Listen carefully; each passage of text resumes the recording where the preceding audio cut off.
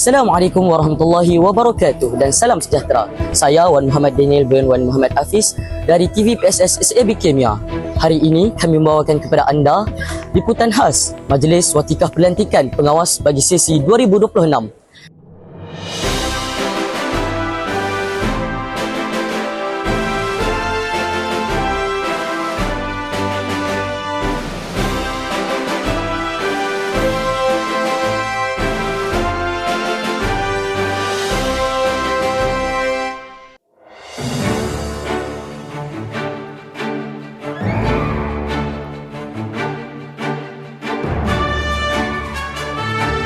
Jadi anak-anak sekalian, jawatan pengawas bukannya satu keistimewaan.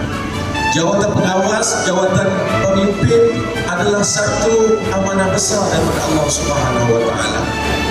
Jadi mohon kepada anak yang kami lantik pada pagi ini, laksanakan tugas dan amanah ini dengan penuh keikhlasan kerana Allah Subhanahu wa taala. Dan kepada anak ulu pada pagi ini, Anamia, itu adalah hanya 4 orang satu wakil daripada 220 pengguna.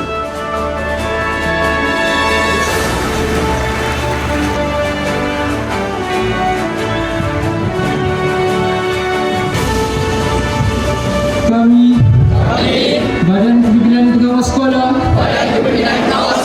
dengan penuh rasa tanggungjawab dan kesedaran berikrar dan berjanji bahawa kami akan taat setia kepada Allah, ibu bapa, guru dan sekolah, mematuhi segala peraturan dan undang-undang sekolah, menjalankan amanah kepimpinan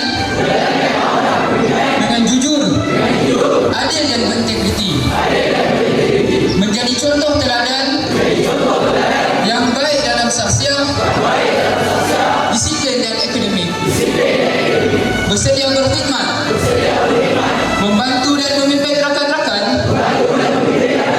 dengan penuh hikmah, menjaga nama baik sekolah pada setiap masa dan di mana jua kami berada. Sesungguhnya kami